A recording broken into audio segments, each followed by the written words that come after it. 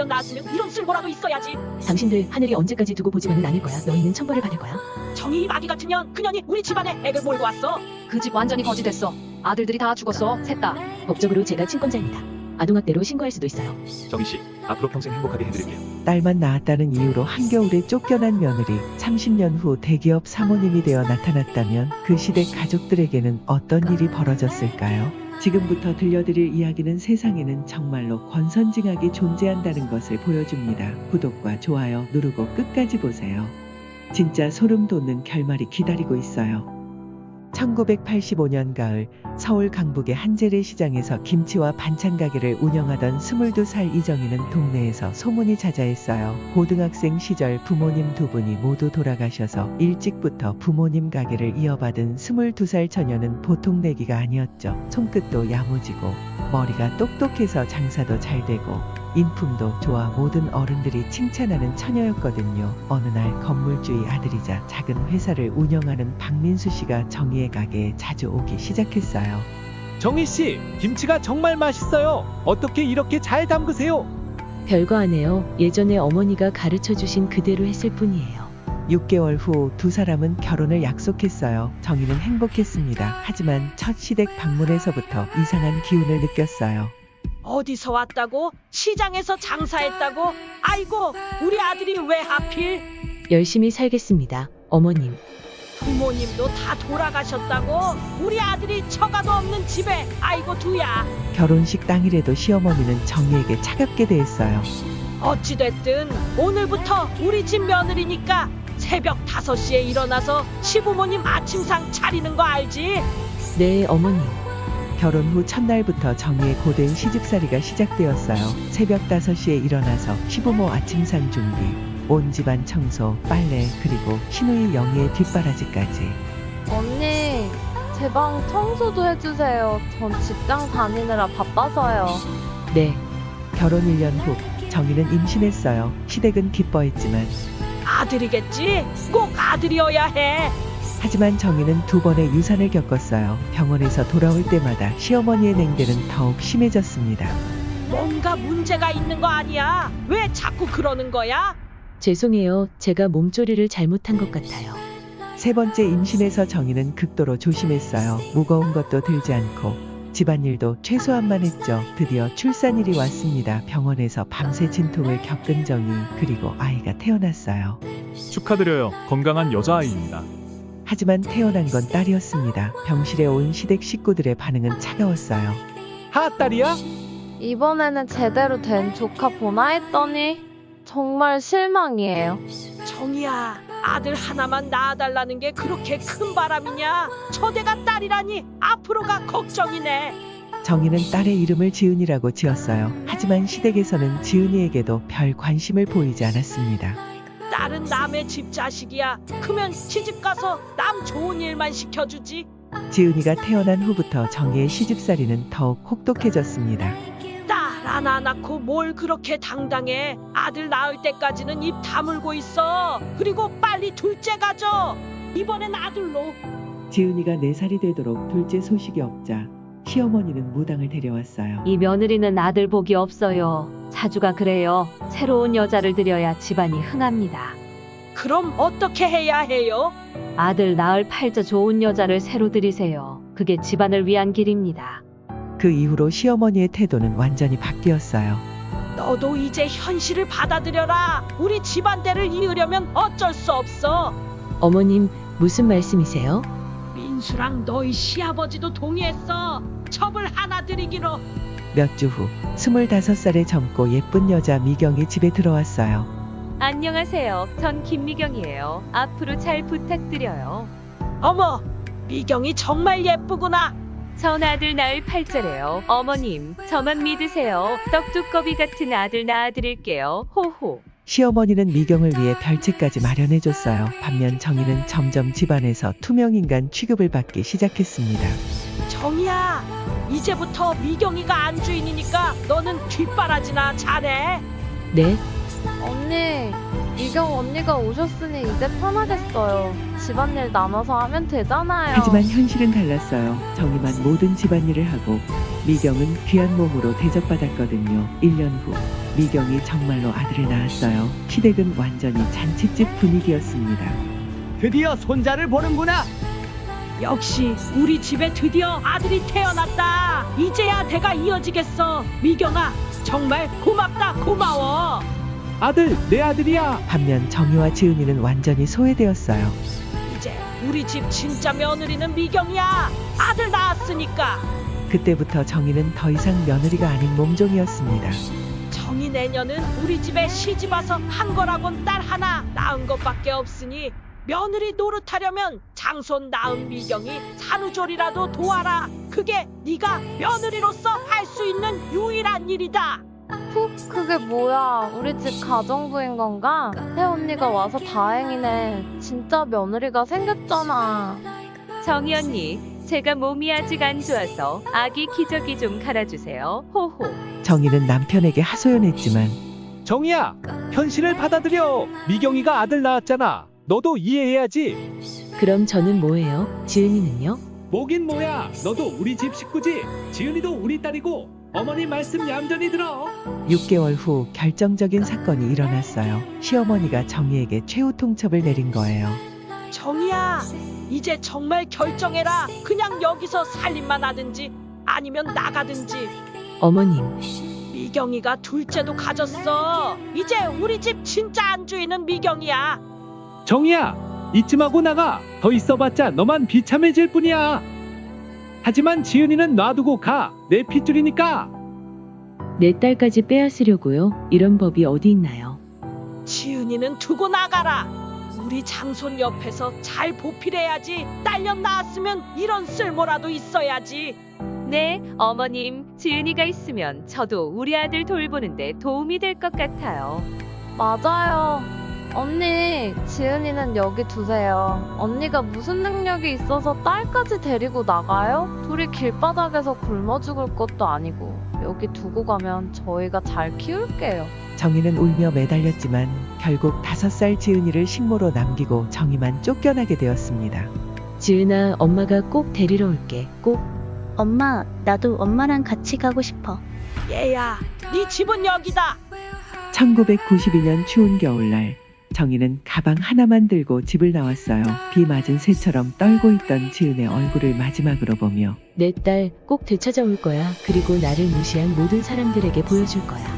처음엔 찜질방을 전전하며 잠자리를 해결했어요. 낮에는 식당에서 설거지, 밤에는 시장에서 청소 일을 했죠. 정희 씨, 일은 열심히 하는데 표정이 너무 어두워요. 손님들이 무서워해요. 죄송해요. 좀 더 밝게 하겠습니다. 6개월 후 작은 고시원의 방을 얻었어요. 보증금 30만 원, 월세 15만 원, 3평도 안 되는 작은 공간이었지만 정희에게는 소중한 보금자리였습니다. 밤에는 도서관에서 검정고시 공부를 시작했어요. 매일 오시네요. 무슨 공부하세요? 검정고시요. 늦었지만 공부하고 싶어서요. 1994년 28세의 검정고시에 합격한 정희는 야간대학 경영학과에 입학했어요. 이정희 학생, 과제물이 정말 뛰어나네요. 실무 경험이 있나요? 아니요, 그냥 열심히 했습니다. 밤에는 대학을 다니고 낮에는 일을 했어요. 작은 부동산 중개사무소에서 사무보조로 시작해서 점점 업무를 익혀갔습니다. 정희 씨는 손님 응대도 좋고 꼼꼼하기까지 정말 보기 드문 직원이야. 1998년 대학을 졸업한 정희는 여성 소상공인들을 위한 협동조합을 만들었어요. 자신처럼 어려운 상황의 여성들을 돕고 싶었거든요. 정희 씨, 정말 대단해요. 어떻게 이런 사업 감각이 있으세요?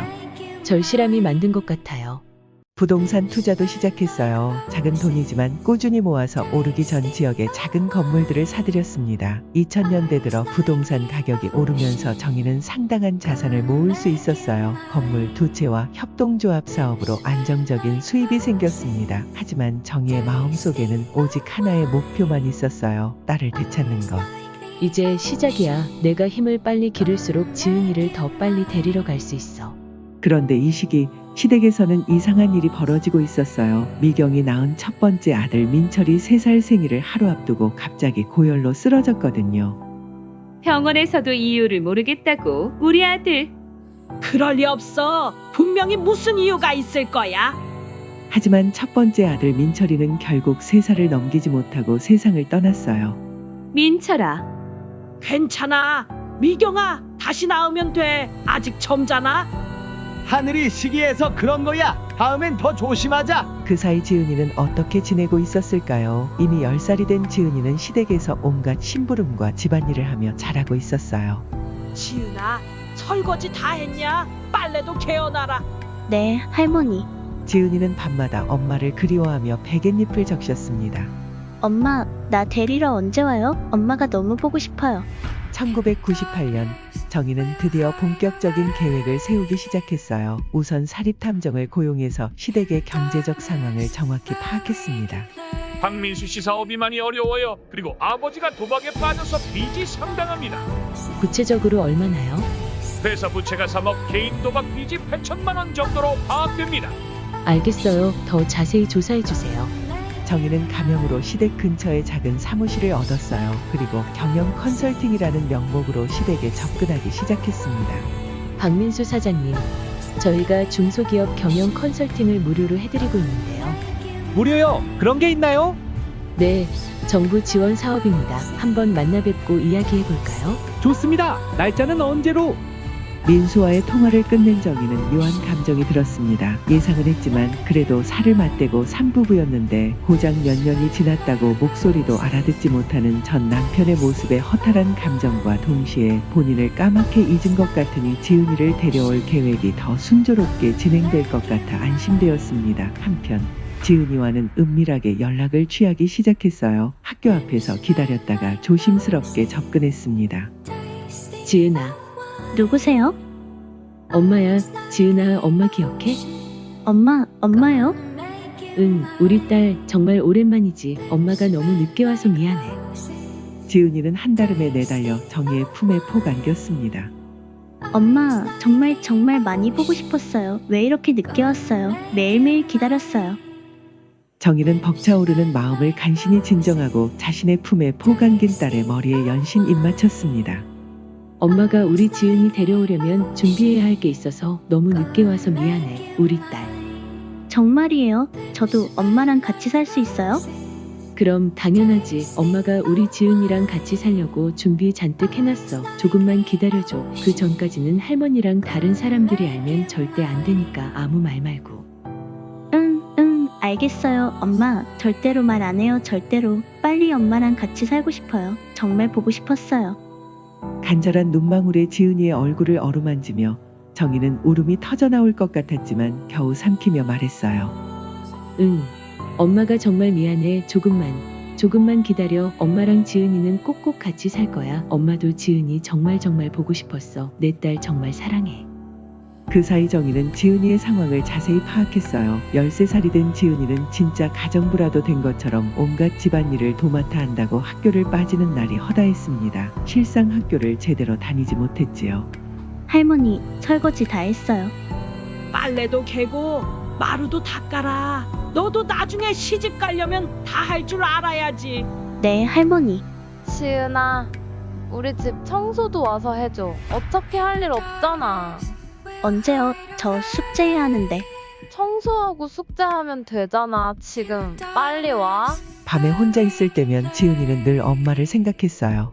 엄마, 나 언제까지 참으면 돼요? 엄마랑 진짜 살 수 있는 거 맞아요? 엄마.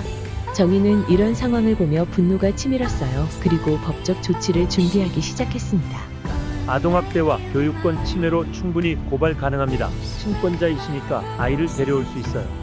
바로 진행해 주세요. 동시에 시댁의 경제적 약점을 본격적으로 공략하기 시작했습니다. 정희는 국세청에 탈세 신고를 했고 시아버지의 도박빚 문제도 채권자들에게 알렸어요. 1999년 어느 날 시댁의 청천벽력이 떨어졌어요. 박민수 씨, 세무조사에 협조해 주시기 바랍니다. 세무조사요? 이렇게 갑자기? 이상하네. 누가 신고를? 같은 날 도박장 빚쟁이들도 집에 찾아왔어요. 박씨, 이제 더 이상 기다릴 수 없어. 당장 돈 갚아. 조금만 더 기다려줄 수 없겠습니까? 집까지 찾아왔는데 조금만 더라고? 마지막이야. 내일까지 안 주면 우리가 뭘 할지 우리도 몰라. 설상가상으로 미경이 낳은 두 번째 아들마저 교통사고로 세상을 떠났어요. 겨우 2살이었습니다. 또 이게 말이 돼? 이게 무슨 일이야? 왜 자꾸 이런 일이? 그 혼란을 틈타 정희는 법원의 판결문을 들고 지은이를 데리러 왔어요. 법원에서 제가 친권자로 인정됐습니다. 지은이를 데려가겠어요. 뭐? 7년 만에 나타나서 갑자기 무슨 뚱딴지 같은 소리야? 지은이를 데려간다고? 지은아, 이제 엄마랑 같이 살자. 이리 와. 엄마, 안 돼. 지은이는 우리가 키웠어. 법적으로 제가 친권자입니다. 그리고 아동학대로 신고할 수도 있어요. 아동학대라뇨? 우리가 언제? 13살 아이가 학교도 제대로 못 다니고 집안일만 하게 하는 게 학대가 아닌가요? 이 인연이 당신들 인간의 탈을 쓰고 나나 우리 지은이한테 10수년을 이렇게 악독한 짓만 일삼았는데 하늘이 언제까지 두고 보지만은 않을 거야. 너희는 천벌을 받을 거야. 전 시댁 식구들이 고함을 지르고 특히 시어머니는 더 발악을 해댔지만 정희는 더 이상 7년 전 한겨울에 아들 못 낳는다고 쫓아냈던 만만한 며느리가 아니었죠. 법원 판결문을 들고 당당하게 친권을 주장하는 강인한 엄마였죠. 그들은 정희를 막을 수 없었습니다. 결국 홀가분하게 내지른 정희는 지은이의 손을 꼭 붙잡고 떠났습니다. 7년 만에 드디어 지은이는 엄마와 함께 살 수 있었습니다. 지은아, 이제 정말 우리 둘이서 살자. 네, 엄마, 정말 꿈 같아요. 그리고 둘은 함께 강남의 작은 카페 희망정원을 열었어요. 정희가 모은 자산으로 마련한 소중한 공간이었습니다. 정희가 지은이를 데리고 떠난 후 시댁의 몰락은 급속도로 진행되었어요. 우선 세무조사 결과가 나왔어요. 탈세 규모가 상당했고 추징세만 2억여 원이 나왔습니다. 3개월 내에 납부하지 않으면 재산 압류 조치가 들어갑니다. 2억이 넘는 돈을 3개월 만에요. 어떻게 구해요? 은행에서 대출이라도. 하지만 이미 신용도가 바닥이라 대출도 받을 수 없었어요. 그러던 중 미경이 세 번째 아들을 낳았어요. 시댁 모두가 간절한 마음으로 기다렸던 아이였지만 선천성 심장병이 있습니다. 수술이 필요해요. 수술비는 얼마나 드나요? 대략 5천만 원 정도 들 것 같습니다. 하지만 집안 사정상 제대로 된 치료를 받을 수 없었어요. 결국 세 번째 아들도 3살을 넘기지 못하고 병으로 세상을 떠났습니다. 이게 무슨 일이야? 우리 귀한 손주들이 계속 왜 이런 일이? 저주야, 분명히 저주야. 누군가 우리 집을 저주했어. 미경은 점점 정신이 이상해지기 시작했어요. 밤마다 죽은 아들들을 찾아다니며 중얼거렸습니다. 민철아, 어디 있니? 엄마가 찾으러 왔어. 미경아, 정신 차려. 어느 날 새벽 미경은 아들 보러 간다며 맨발로 집을 나갔어요. 그리고 영영 돌아오지 않았습니다. 경찰서에 신고해도 찾을 수가 없대요. 미경이까지 이제 우리 집은 정말. 한편 세무서의 압류 조치가 시작되었어요. 이 집과 사업장 모두 압류 조치됩니다. 그럼 우리는 어디서 살아요?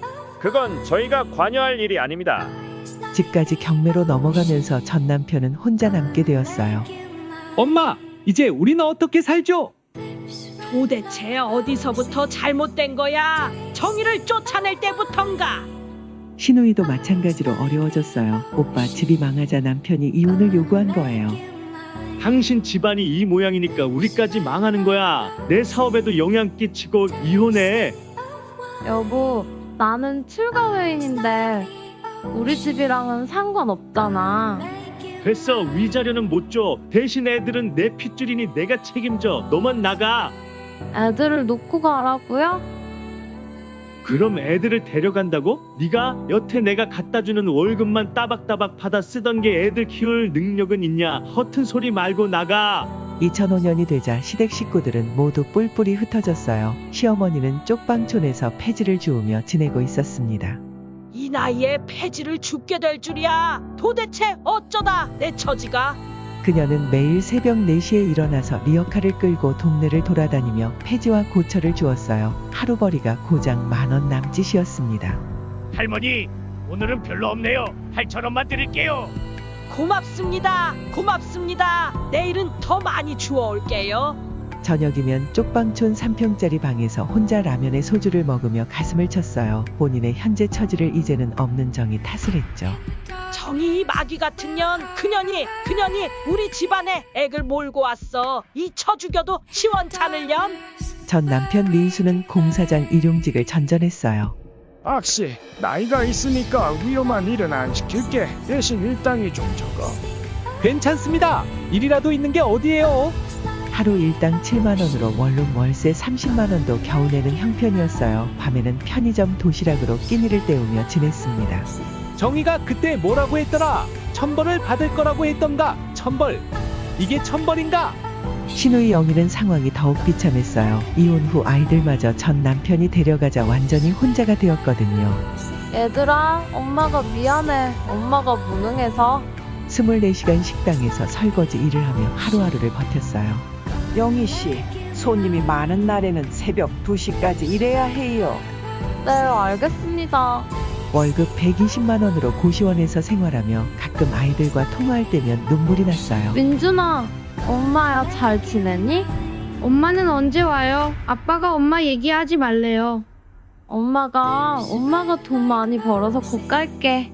하지만 갈 곳도 갈 능력도 없었어요. 밤에는 술집에서 설거지 아르바이트까지 하며 돈을 모으려 했지만 몸이 버티지 못했어요. 주방에서 설거지를 하려다가 어느 날 문득 정이 생각이 났죠. 자식이랑 강제생 이별을 당한 자신의 처지와 딸을 빼앗기고 한겨울에 맨몸으로 쫓겨나던 정이랑 닮았다는 생각이 들었죠. 정희 언니, 그때 내가 왜 그랬을까? 언니한테 너무 못되게 굴었지. 자식이랑 엄마를 갈라놓는 게 얼마나 악독한 짓인지 그땐 왜 몰랐을까? 내가 그래서 벌 받는 건가? 2007년 시아버지마저 도박 빚에 시달리다 심장마비로 세상을 떠났어요. 가족분이 계세요? 저 혼자예요. 장례식도 간소하게 했으면 합니다. 최소한 200만 원은 들어요. 그 돈이 어디 있어요? 제가 그냥 화장만 해주세요. 시아버지 장례식장에는 가족 몇 명만 참석했어요. 한때 동네에서 제일 가는 부자라 자부하던 집안의 초라한 마지막이었습니다. 여보, 내가 잘못했어. 정의를 쫓아낸 게 화근이었어.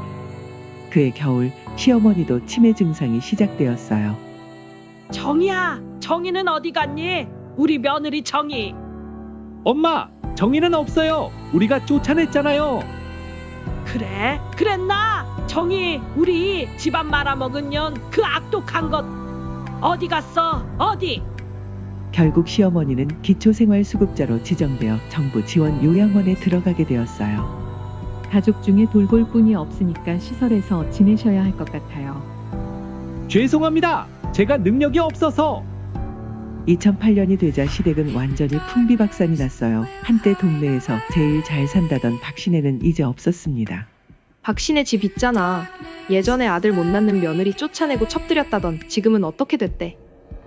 다 망했다더라. 며느리를 그렇게 구박하더니 진짜 벌 받은 거 아니야? 그러게 아들이 뭐라고 그렇게 집착을 하더니 3명이 줄줄이 다 죽고 집안이 완전히 망했다더라고. 그때 그 며느리 쫓아낼 때 봤는데 정말 가슴 아프더라. 어린 딸까지 두고 가게 하고. 천벌이지 뭐야. 남한테 그렇게 모질게 굴면 그대로 돌려받게 되어 있는 법이야. 박신혜가 잘 나갈 때 얼마나 거만했는데 이제 보니까 인과한 거더라고. 동네 사람들은 모두 박신혜의 몰락을 그들의 업보를 돌려받은 거라 여겼어요. 하지만 정희는 이런 시댁의 사정을 전혀 모르고 있었어요. 딸 지은이와 함께 새로운 인생을 살아가고 있었거든요. 2008년 정희와 딸 지은은 서울 강남구의 작은 카페 희망정원을 운영하고 있었어요. 정희의 부동산 투자 수익으로 마련한 이 카페는 따뜻한 분위기로 단골들에게 사랑받고 있었습니다. 지은아, 오늘도 수고했어. 학교 공부는 좀 어때? 의대 공부가 쉽진 않지만 소외되고 어려워서 의료 혜택을 못 받는 사람들을 도와주고 싶어요. 공부에 지칠 때마다 이 생각을 되새기면 힘이 생기는 것 같아요. 어느 날 오후 지은이 대학교에서 돌아오는 길이었어요. 횡단보도를 건너려던 순간 한 노신사가 갑자기 비틀거리며 차도로 넘어질 뻔했습니다. 아저씨, 위험해요. 지은이는 재빠르게 달려가서 노신사를 붙잡았어요. 마침 빠른 속도로 달려오던 트럭이 그 자리를 지나갔습니다. 아이고, 고마워요. 아가씨, 어지러워서 넘어질 뻔했네요. 괜찮으세요? 혹시 어디 아프신 곳은 없으세요? 지은이는 즉시 노신사의 맥박을 재고 의식 상태를 확인했어요. 혈압이 좀 높으신 것 같아요. 병원에 가보시는 게 좋겠어요. 병원까지는 아가씨는 병원에서 근무하나요? 아니요, 아직은 배우는 중입니다. 서울 의대 다니고 있어요. 그래서 기본적인 건 볼 줄 알아서 말씀드리는 거예요. 그냥 넘기시지 말고 정말 가까운 병원이라도 가보세요. 고마워요. 그런데 혹시 이 근처에 앉을 곳이 있을까요? 조금만 쉬었다가. 저희 엄마가 카페 하시는데 거기서 쉬어가세요. 바로 앞이에요.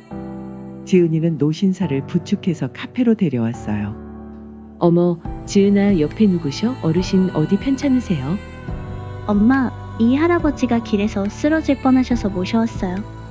어서 오세요. 편하게 앉으세요. 따뜻한 차 내드릴게요. 고맙습니다. 따님도 그렇고 어머님도 정말 친절하시네요. 정희는 노신사에게 따뜻한 꿀차를 내오고 지은이는 간단한 응급처치를 해드렸어요. 할아버지, 혈당이 떨어진 것 같아요. 이 초콜릿 드세요. 정말 고마워요. 꼭 친손녀 같네요. 괜찮으시면 저녁도 드시고 가세요. 집에서 만든 음식이지만. 정말요? 그럼 해를 끼쳐도 될까요? 그날 저녁 노신사는 정희가 만든 따뜻한 집밥을 먹으며 깊은 감동을 받았어요. 정말 오랜만에 이런 따뜻한 밥을 먹어보네요. 아내가 세상을 떠난 지 10년이 됐거든요. 그러셨군요. 많이 외로우셨을 텐데요. 아들이 하나 있긴 한데 그 애도 아내가 일찍 떠나서 가족이라곤 그 녀석과 저 둘뿐입니다. 할아버지, 괜찮으시면 제가 오늘부터 손녀가 되어드릴게요. 허락해줄 거죠, 엄마? 지은아, 얘도 참 하지만 할아버지께서 좋으시다면 저도 아버지처럼 생각할게요. 자주 오셔서 함께 저녁 드세요. 숟가락만 한 개 더 놓으면 되는걸요. 정말 고마워요. 이런 따뜻한 모녀를 만나다니. 그 이후로 노신사는 매일 카페에 왔어요. 지은이를 친손녀처럼 아끼고 정희가 차려준 저녁을 함께 먹으며 가족 같은 시간을 보냈습니다. 지은이 공부는 어때? 힘들지? 괜찮아요. 할아버지, 엄마가 항상 응원해주셔서요. 너희 어머니 아래서 크니 이렇게 반듯하고 따뜻하게 자랐나 보구나. 한 달 후 노신사는 정희에게 자신의 정체를 밝혔어요. 사실 저는 은성그룹 회장 이명철입니다. 네, 은성그룹이요. 네, 하지만 여기서는 그냥 지은이 할아버지로 있고 싶어요. 와, 할아버지가 그 유명한 은성그룹 회장님이셨어요? 진짜 몰랐어요. 회장 그런 직함보다 지은이 할아버지인 제가 더 좋습니다. 저희 같은 사람들이랑 제가 대접에 너무 소홀하진 않았는지. 정희 씨, 그런 말 마세요. 지난 한 달이 아내가 죽고 난 10년 세월 중에 가장 행복한 시간이었습니다. 아내 죽고 난 후에 이런 따뜻함은 죽을 때까지 못 느낄 줄 알았죠. 정말 고맙습니다. 어느 날 회장이 아들 준호를 데려왔어요. 준호야, 여기가 내가 말한 그 카페야. 안녕하세요. 아버지가 매일 이곳 이야기만 하셔서. 준호는 할아버지를 쏙 빼닮은 차분한 중년 남성이었어요. 5년 전 아내를 암으로 잃고 홀로 지내고 있었습니다. 어서 오세요. 회장님 아드님이시군요. 안녕하세요. 할아버지가 아저씨 이야기 많이 해주셨어요. 지은 씨가 아버지를 구해주신 분이시군요. 일찍 찾아뵙고 인사드렸어야 하는데 죄송합니다. 그때 일은 정말 감사합니다. 별일 아니에요. 정말 쑥스럽네요. 당연한 일을 했을 뿐인데 이렇게 인사까지 받으니까요. 준호는 쑥스러워하는 지은이를 바라보는 정희의 따뜻한 눈과 미소에 깊은 인상을 받았어요. 이렇게 오셨는데 준호 씨도 아버님이랑 같이 저녁 드시고 가세요. 아닙니다. 저희 아버님도 매번 폐를 끼치고 있는데 저까지 괜히. 에이, 폐라뇨. 회장님은 제 아버지나 다름없는 거요. 그리고 숟가락만 하나 더 놓으면 되는걸요. 부담 갖지 마세요. 허허, 그래 이 녀석아, 내가 폐 끼치는 김에 너도 얻는다고 뭐가 크게 다르겠어. 먹고 가자. 정희씨 음식 솜씨가 얼마나 좋은데 나 요새 저녁은 무조건 여기서 먹고 간다. 아버지, 아이고 그럼 오늘만 신세 지겠습니다. 정희씨 잘 먹겠습니다. 보글보글 된장찌개에 폭신폭신하고 동글동글 잘 말린 계란말이에 견과류가 듬뿍듬뿍 들어간 멸치볶음 등 준호는 오랜만에 진짜 밥을 먹는 기분이 들었습니다. 줄인 가슴까지도 부른 느낌이었습니다. 정희씨, 음식이 정말 맛있네요. 어떻게 이렇게 정성스럽게. 별거 아니에요. 가족을 위해 만드는 마음으로 했을 뿐이에요. 가족, 좋은 말이네요. 준호야, 너도 이런 분을 만나야 해. 아버지. 몇 주 후 준호는 혼자 카페에 오기 시작했어요. 정희씨, 혹시 시간 되시면 산책이라도. 죄송해요, 저는. 아, 오해하지 마세요. 그냥 이야기 상대가 필요해서요. 아버지 말로는 정희 씨가 정말 좋은 분이라고. 회장님께서 그런 말씀을. 천천히 두 사람은 가까워져 갔어요. 준호는 정희의 과거 이야기를 들어도 전혀 개의치 않았습니다. 오히려 정희의 시리고 외로웠던 세월에 함께 가슴 아파했죠. 정희 씨가 겪은 어려움들이 지금의 따뜻한 마음을 만든 거겠죠. 그렇게 말씀해 주셔서 정말 감사해요. 저도 아내를 잃고 많이 힘들었는데 정희 씨와 지은 씨를 만나면서 다시 웃을 수 있게 됐어요. 어느 날 저녁 준호가 정희에게 진심을 고백했어요. 정희 씨, 정말 좋아합니다. 준호 씨. 저와 새로운 시작을 해보실 마음은 없으세요? 하지만 저는 나이도 많고 애딸린 이혼녀고. 그런 건 전혀 중요하지 않아요. 지금의 당신이 소중할 뿐이에요. 정희는 준호의 진심 어린 구애의 글을 받아들였습니다. 그들의 시작을 가족에게도 알렸죠. 엄마, 준호 아저씨 정말 좋은 분 같아요. 할아버님도 정말 멋있으시잖아요. 제가 그 엄마의 그 딸인 것처럼 아저씨도 그 아빠의 그 아들이 아니겠어요? 전 두 분 관계 무조건 찬성입니다. 그러면 나도 할애비로서 너한테 합격이라는 소리니? 기쁘구나. 정희 씨, 제 아들을 부탁드려요. 당신 같은 분이 우리 가족이 되어주신다면 정말 기쁠 것 같습니다. 늙음하게 이런 행복을 누릴 수 있다니 제가 참 복이 많군요. 2010년 봄 정희와 준호는 조용한 결혼식을 올렸어요. 정희 씨, 앞으로 평생 행복하게 해드릴게요. 저도 준호 씨와 함께라면 어떤 어려움도 이겨낼 수 있을 것 같아요. 드디어 우리 가족이 완성됐네요. 아버지, 할아버지, 정말 감사해요. 이제 우리 정말 완전한 가족이에요. 결혼식 날 정희는 눈물을 펑펑 흘렸습니다. 30년 전 쫓겨나던 그 여자가 이제 사랑하는 가족들에게 둘러싸여 새로운 인생을 시작하게 된 거였어요. 지은아, 엄마 정말 행복해. 우리가 이렇게 좋은 가족을 만날 수 있을 줄이야. 엄마가 착하게 사셔서 하늘이 이런 복을 주신 거예요. 이제부터 우리 가족 다 함께 행복하게 살아요.